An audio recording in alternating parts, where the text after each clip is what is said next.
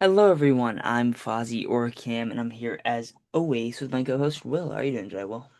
I'm doing great, Cam. And just off the bat, I know we were talking about, last week's Spider-Man Brand New Day had already been confirmed to be the most watched movie trailer of all time, but I want to congratulate it on yet another milestone just off the bat here. Variety exclusively reported this week that Spider-Man Brand New Day is the first trailer to cross 1 billion views, which further cements its Insane. status as the biggest movie trailer of all time. And I knew Spider-Man was popular, but I didn't expect that many views. So this is just setting up to be one of the biggest movies of the year.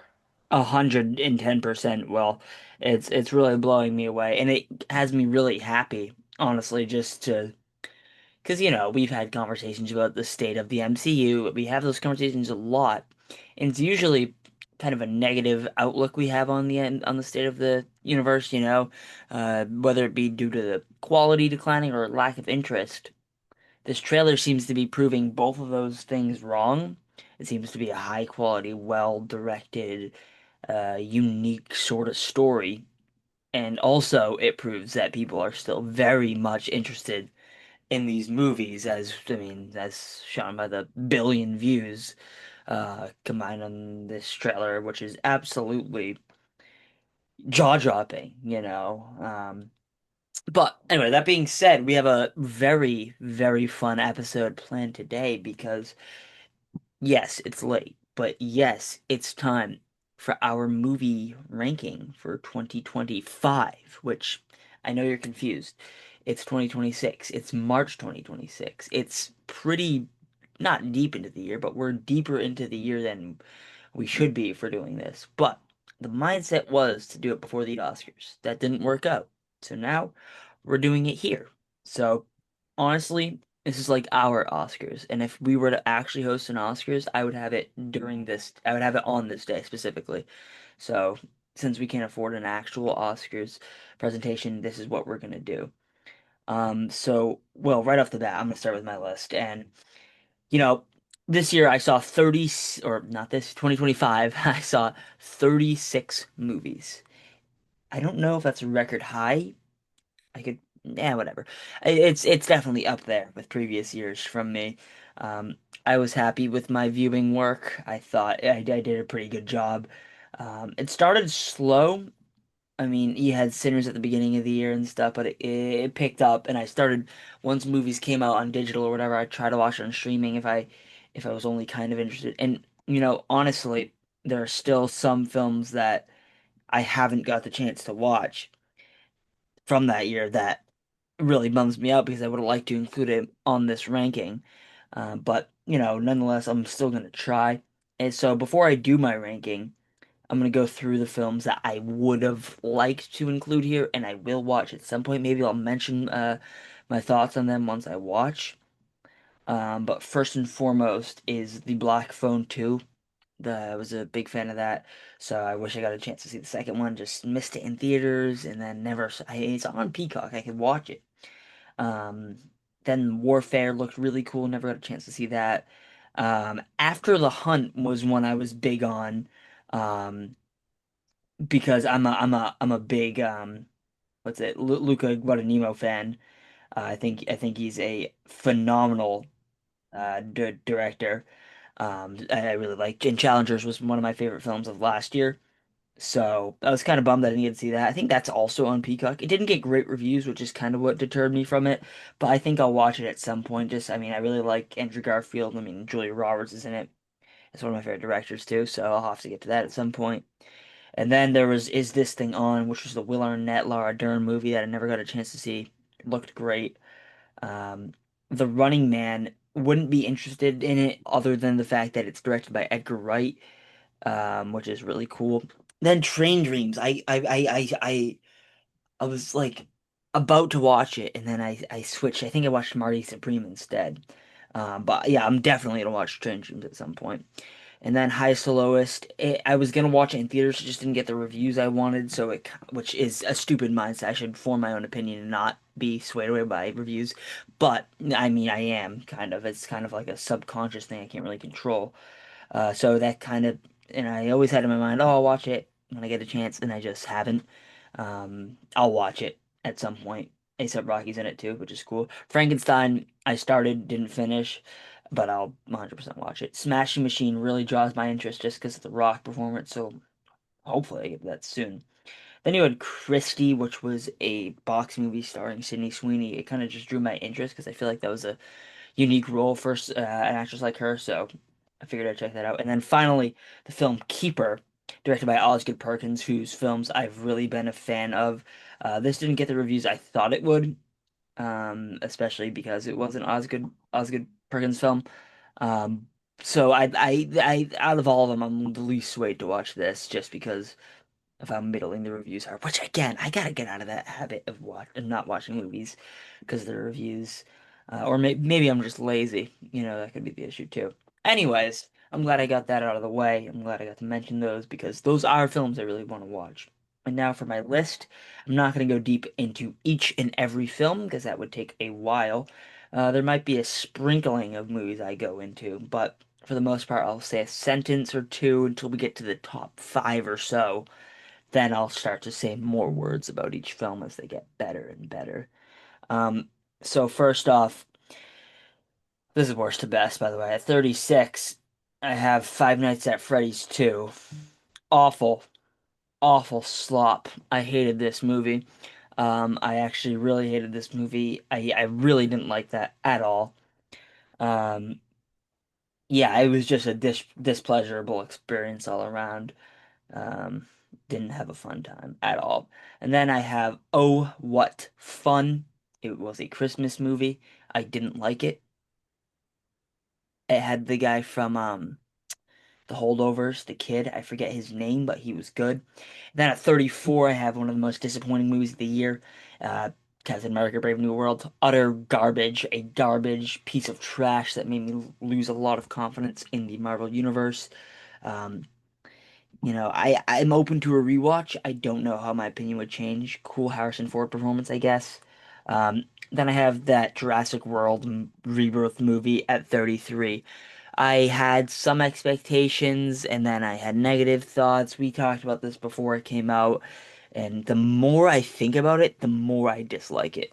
I just think it's a waste of a movie. Then at 32, I have Happy Gilmore 2, which honestly, thinking about it, I could move up.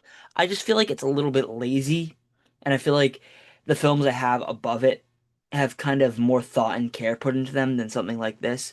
I mean, it's a sequel, and it's a legacy sequel, so it's overly reliant, I feel like, on fans of the first movie to come to it, and they don't really have to earn your love for the characters because they already know you're gonna love them. So in that regard, it's kind of tough for me to put higher than some of these movies, despite it maybe being a little funnier, a little better. It just feels kind of lazy to me. At 31, I have this film called The Pickup with Pete Davidson, Eddie Murphy, and Keke Palmer. I don't know why I watched it. I'm a big Pete Davidson fan, but it wasn't great. At number 30, I have Good Fortune, which is directed by Aziz Ansari. I'm a big Aziz Ansari fan. I like his stand-up. Obviously, I like him on Parks and Rec. This movie wasn't very good. It had Seth Rogen and Keanu Reeves. Everyone was acting great, except for Aziz Ansari, who also stars in it. I didn't think he was that he wasn't that good of an actor, which was weird. It was kind of funny, mostly not, and mostly not an enjoyable watch. 29, I have the Minecraft movie. Honestly, I can move this up a little bit. Again, it kind of has the laziness thing, but I don't know. I could see myself moving this up. Um, I think it's a really fun time. It has no actual substance, which whatever, but I mean, honestly, it's one of the most fun movies of the year, and that's it. Not a lot of substance. At 28, I have the movie Him. That could actually be lowered. I did not like this movie really very much. As cool as it is to see Marlon Wayans in a performance like this, whatever. It's by the books. Everything you think would happen would happen. It's kind of confusing. And it's definitely a film that suffers from style over substance. I could make a longer video on that. At 27, I have Zootopia 2, and this, I don't know, I feel bad putting it here, um, but it just has to be here. And it was a perfectly fine sequel. I'm glad to see, Nick Wilde and Judy Hopps back. I think that's fun. That's it. It was fun. At 26, I have the Thursday Murder Club. I've always been a fan of murder mysteries and mysteries in general. So this was kind of right up my alley, and it was good. It was, exactly what I thought it was going to be. It wasn't anything more, but nothing less too. So, pretty neutral on that. It was a pretty good, solid watch. And it's at this point in my ranking where mostly everything else is good. At 25, I have One of Them Days, starring Kiki Palmer and SZA. I'm a big SZA fan. I'm a fan of her music, so it's cool to see her act.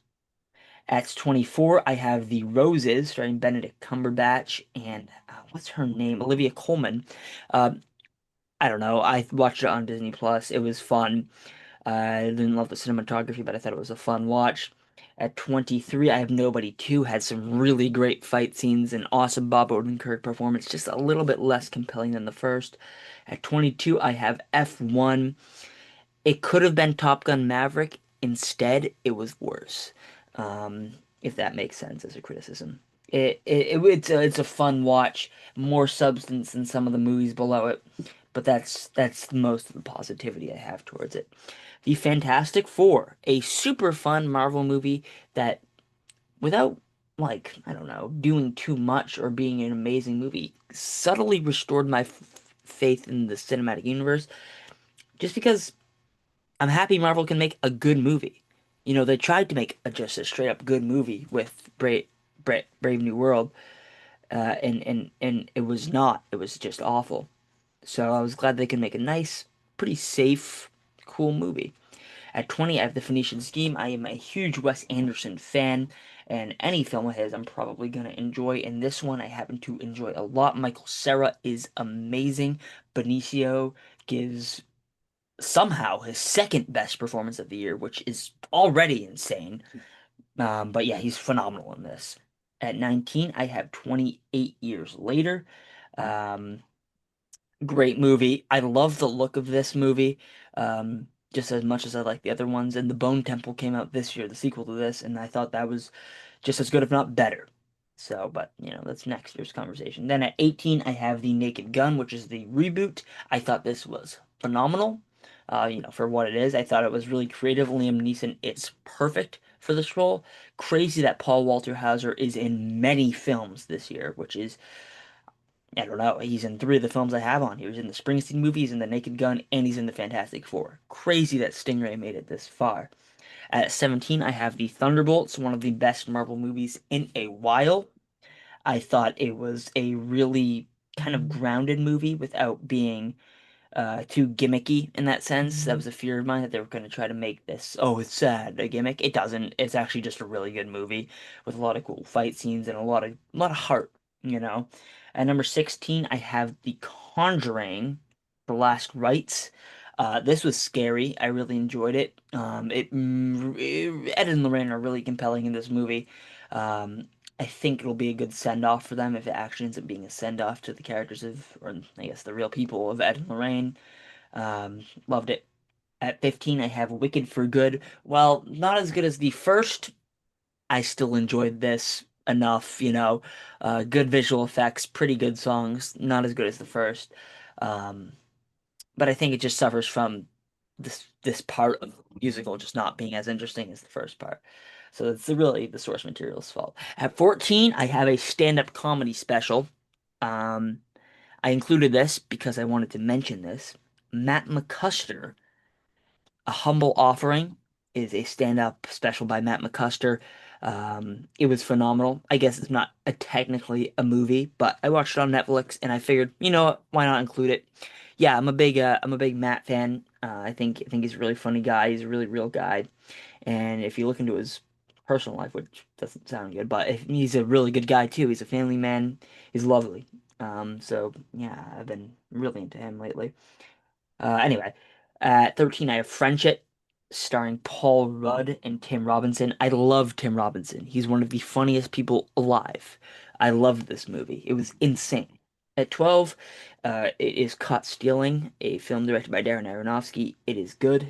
I don't like Darren Aronofsky right now because he's doing some weird AI filmmaking. At 11, Mission Impossible.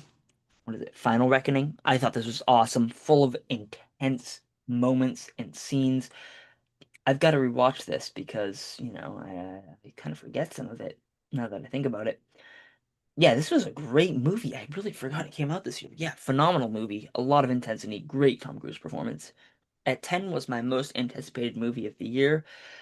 Superman, and that's just because we haven't seen Superman on the big screen in a little bit. This was great. I mean, I've talked about it at length on other episodes, but I loved it. I loved the effects. I loved the James Gunn flair. At 9, I have Springsteen, Deliver Me from Nowhere. You know how much I like this movie. Well, I've talked about it before. It's so subtle, but Yep. it just blows me away. Honestly, I think the Jeremy Allen White performance out of this world. Loved it. Loved this movie. At number 8 is Wake Up Dead Man, while being my least favorite of the Knives Out trilogy, which remains to be seen because I don't know. I've rewatched all of the other ones except this, so maybe on rewatch it'll be different. So yeah, the fact that it's my least favorite of the trilogy and it still winds up at number 8 just shows you how good this is. It looks beautiful. It's probably the best looking of the three. Love Rian Johnson, great director. At number 7, you got Jay Kelly, a Noah Baumbach film, starring George Clooney and Adam Sandler and Laura Dern. Laura Dern's got a couple movies this year too. It's great. I love Noah Baumbach. I think he's a great writer and director, and Clooney and Sandler both give all-star performances. I wish this got more Academy recognition because this is a great film. At number 6, I have Eddington, which I thought I'd maybe like little more, but I still really loved it. It's at sixth place. I was really impressed with the Joaquin Phoenix performance, and this is a movie, if I really wanted to get into it, I could. I'm just not ready to here because there's a lot to dive into. I think it's over 3 hours. At 5, Weapons. Weapons is one of the scariest movies I've seen recently, but it's also pretty funny. I'm a huge fan of the style of the multiple part story that they pulled off here, and I'm a huge fan of the director Zach Kreger. Performances all around by Julia Garner and Josh Brolin, outstanding. Benedict Wong giving a crazy performance. It's crazy that his name is also Benedict Wong and he plays Wong. Insane. Yeah, this was a great movie. Insane Amy Madigan performance. At 4, Marty Supreme. I just talked about this recently, but I loved Marty Supreme. I love the Safdie brothers insanity that takes place here. The direction is out of this world. The set design is out of this world. The performances are out of this world. I love this movie. At number 3, I have Bugonia, starring Emma Stone and Jesse Plemons. What an insane watch! One of the most mind-altering, left me thinking movies I've ever seen. Yes, because this really left me thinking and shocked and confused. I thought about this movie, I think, more than every other movie this year. Um, Insane ending, just a ridiculous movie. Sad, emotional, deep, heavy watch for sure. But all-star performances all around. It's a crime that Jesse Plemons didn't get nominated for this. At 2, one battle after another. Yes, you knew it was going to be here, whatever. Um, it's just amazing. Leo gives one of the best performances of his career. Chase Infinity is off the charts. Tiana Taylor is amazing, you know. And again, the best Benicio del Toro performance of the year is in this movie. It's crazy. I love his character, honestly. And then Sean Penn, despite me kind of having beef with him right now for not showing up with the Oscars, I mean, he won the Oscar for a reason. He's really good in this movie. I mean, he plays literally the most despicable person on Earth, and he plays it well because I hate Steve Lockjaw. Um, but yeah, this was an awesome movie. It's almost 3 hours, I believe, and it doesn't feel like it. I mean, I don't really have an issue with length unless I start to feel myself dragging along with the movie. Not once here, just bang, bang, crazy, non-stop movement, crazy score, amazing direction from PTA. Um, Speaking of amazing direction, though, at number one, Sinners. I mean, you all knew it was going to be here. It's one of the best movies of the decade, you know? This is one of those movies that goes down in history and becomes a classic. No one's gonna forget Sinners. It has Michael B. Jordan playing two characters. One of the defining actors of this generation is in this movie as multiple characters, and it works. It works well. Smoke and Stack are unique characters, which is crazy, and all the performances all around are great. The music is beautiful. It's more about music than about vampires, which is insane. The action scenes are wild. The visual effects are out of this world. The ending, crazy. The beginning, crazy. I could watch a movie of just Smoke and Stack walking around. It would be awesome. Ryan Coogler did a great job with this one. I'm happy to know that in a few years he will completely own this movie, which was part of his contract, and that's really cool to me. Yeah, I love Sinners, and I loved 2025, and I loved its movies. It was truly an amazing year for film and for me.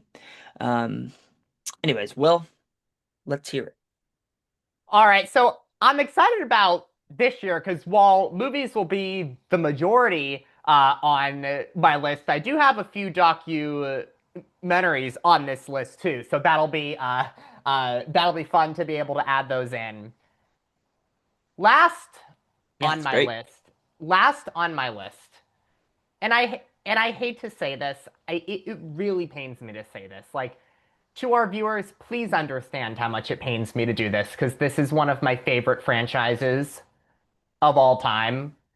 But last on my list, number 14, last on my list, goes to Karate Kid Legends. And here's why. Because it is because of what somebody that I like to refer to on this podcast as He Who Must Not Be Named said. Because He Who Must Not Be Named, I gotta give it to him. He's right about this. Well, first of all, the movie's like an hour and a half when it should be at least 2.5 hours. That's one thing. But He Who Must Not Be Named hit the nail on the head. It's not even really a movie. Instead of characters, it feels like concepts of characters. And the scenes don't even really feel like true movie scenes. They feel like concepts of scenes that are like incomplete and like out of like the draft of a movie script. Like the more and more time that I spend thinking about this movie, the more and more bad I realize it is. And when you have a movie that's so bad that somebody says that it's not even a movie, I mean, you have just entered into the just atrocious category. So I love the the Miyagi verse. I love the original Karate Kid movie. I love the first 5 seasons of Cobra Kai, but Karate Kid Legends just a train wreck.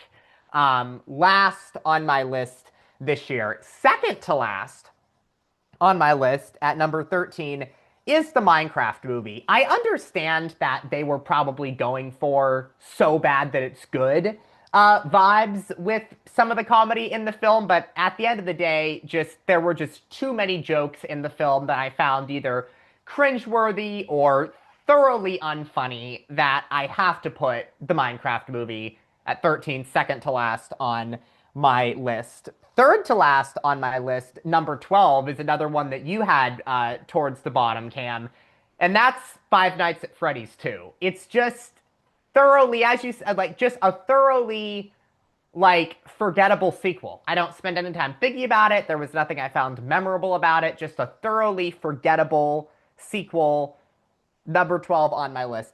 Number 11 on my list, and it pains me to say this too because I love Marvel, but it's Captain America: Brave New World.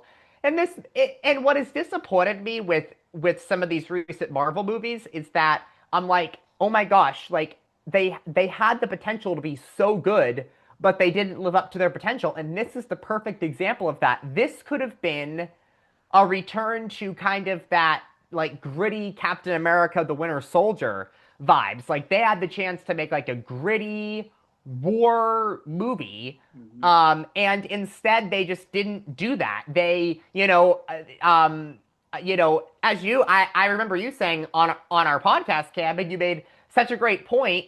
They make the Red Hulk as the thing that's supposed to be the surprise at the end of the film, and yet it's not a surprise because he's on the poster and he's in the trailer. So how can the Red Hulk be a surprise when everybody knew that he was going to be in the movie? So I thought just a massively blown opportunity by Marvel with Captain America: Brave New World. Please give Sam Wilson better treatment in Avengers: Doomsday because he's a good character and he deserves better than that.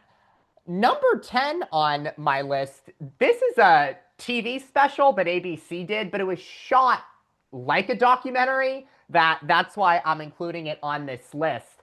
So, Michael Strahan has had really one of the more remarkable careers I've seen from the standpoint of he was an NFL player for years. He was, as much as it pains me to say this as a Patriots fan, he was part of that 2007 New York Giants team that upset the Patriots in the Super Bowl.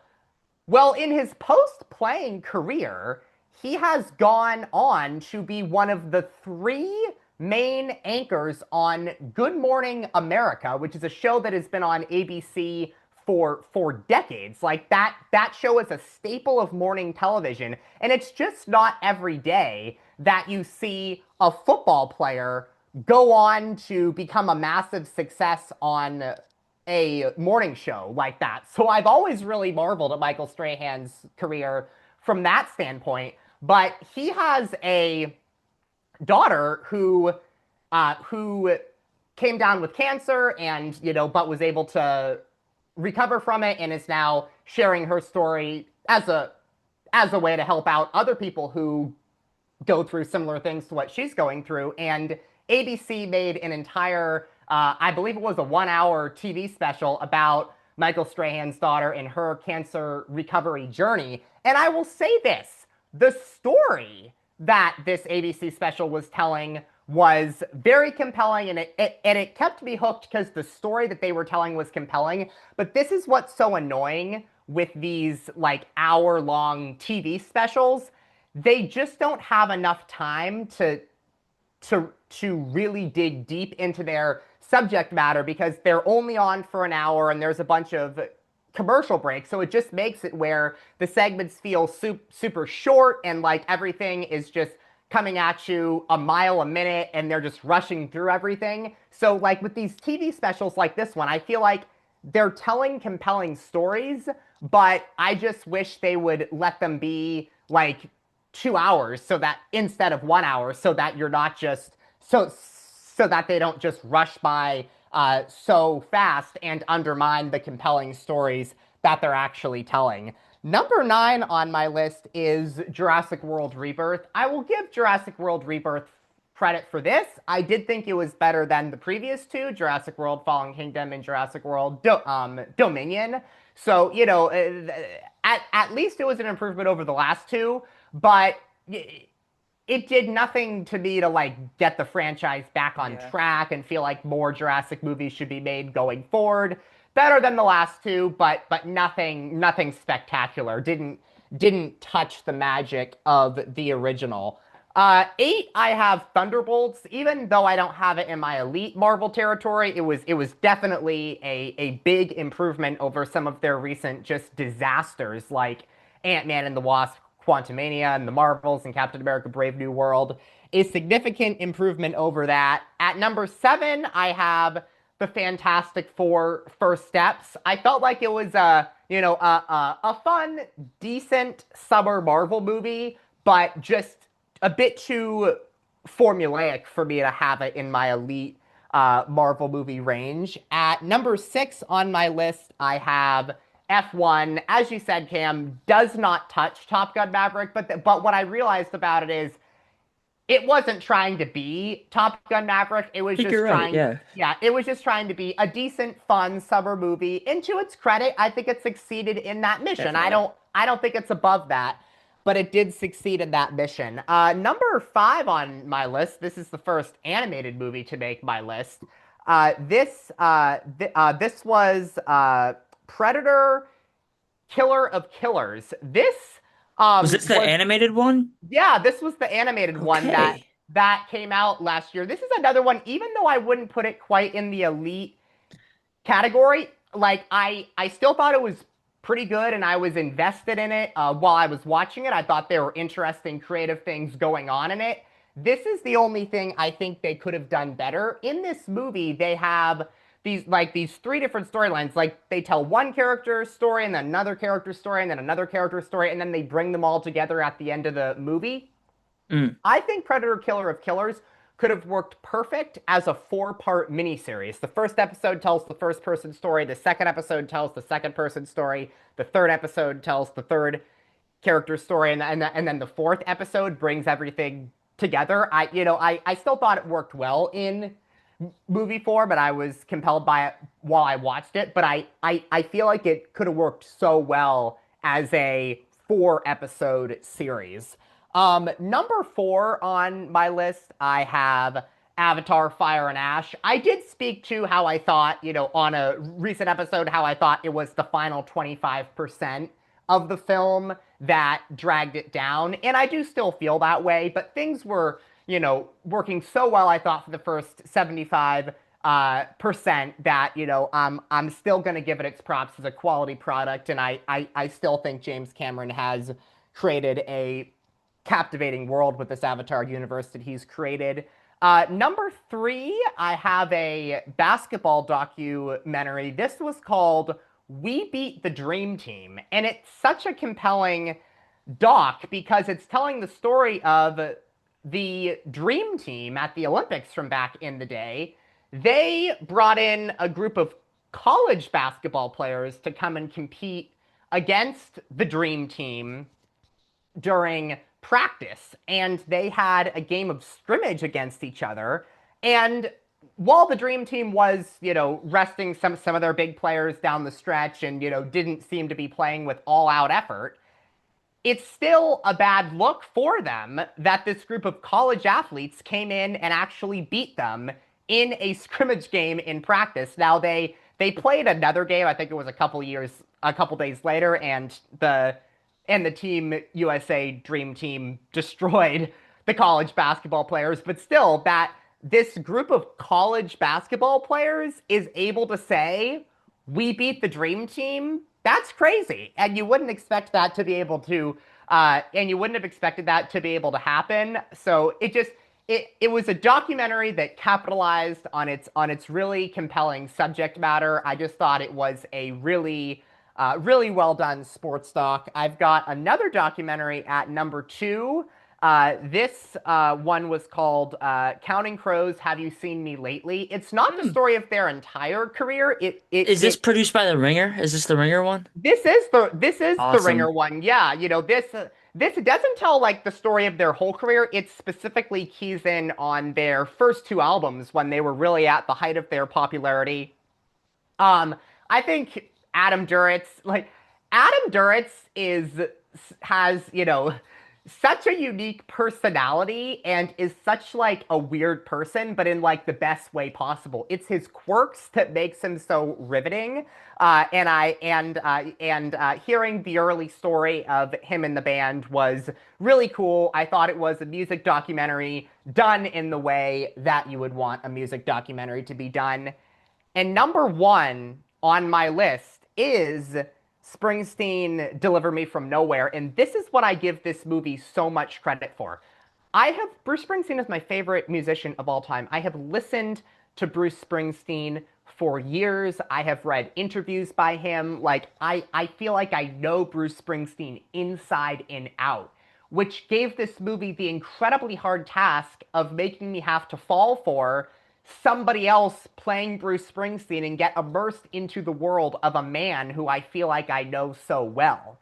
And yet they were able to do it. Jeremy Allen White, I thought, was phenomenal. Everybody else, including Jeremy Strong, all the supporting characters, I thought were great. The fact that they were able to make me immerse myself into the world of somebody that I know so well, I just give that movie so much props for this. And like I said on this podcast before, people totally missed the boat with that movie. Like I know it didn't get, Oscar nominations and didn't, light up the box office and people weren't, walking out of it like singing glowing praises about it, but I think people Which totally. I don't know. Like, why not?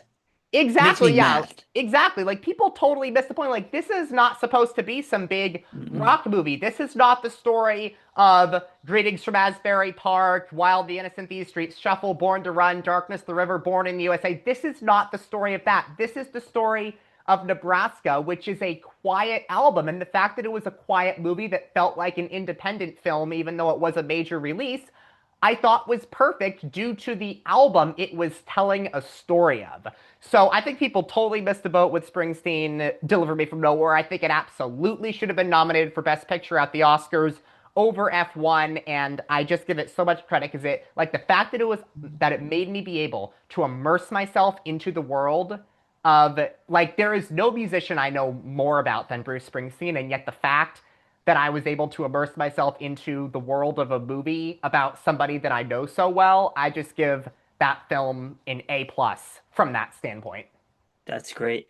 And I'm glad we got to do this ranking, despite it being, kind of late. But with that, thank you all for watching this episode of the Everything Podcast. Zoom has a timer, and I hate it. Anyway, thank you all.